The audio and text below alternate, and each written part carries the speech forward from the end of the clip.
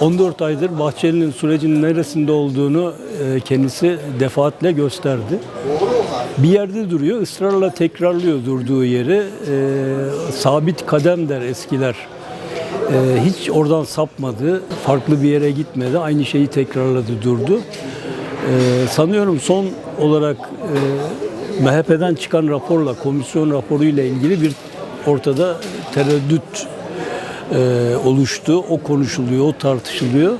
Fakat sadece MHP'nin değil, bütün partilerin, DEM dahil bütün partilerin raporları aslında süreçle alakalı değil, kendilerine siper kazıyorlar. Bayrak gösteriyorlar, bulundukları yeri ilan ediyorlar. O yüzden çok fazla, çok derin anlam bağlamıyorum.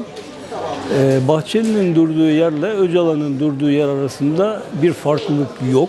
Aynı istikrarla, aynı kararlılıkla durdukları yerde yürümeye devam ediyorlar. Yani gene öne çıkan aktörlerin payı olduğu anlaşılıyor. Bir Öcalan'ın, bir de devlet kanadının.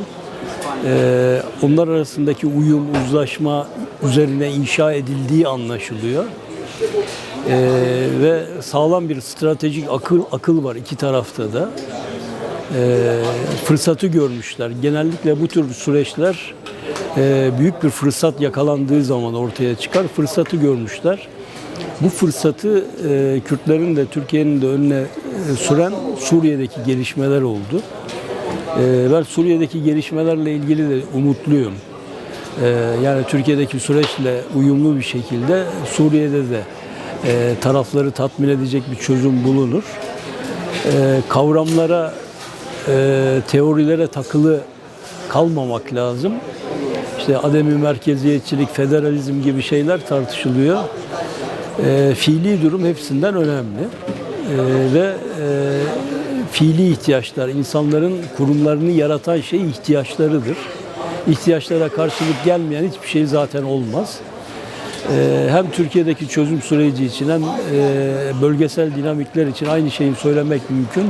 İhtiyaçlar zorluyor ve karşımıza bu manzara çıkıyor. İnsanlar aptal değil, tuzağa düşecek, önünü görmeyecek durumda değiller. Son derece net bir şekilde görüyorlar ve hareket ediyorlar. Bu tamamıyla psikolojik ortamla, şartlarla alakalı. Yoklamalar, denemelerle bunun henüz şartlarının oluşmadığı gibi bir kanaat var. Öyle bir kanaat serdediliyor. Tepkiler onu gösteriyor. Fakat öbür taraftan da Öcalan'ın İmralı'da imkanlarının, iletişim imkanlarının, özgürlüğünün kendisi için, liderliği için yeterli hale getirilmesi gibi çözümler de olabilir. Sanıyorum onlar üzerinde de çalışılıyor. Umut hakkı meselesi gündemde kalmalı. İyi bakmıyor. İyi bakmadığı belli.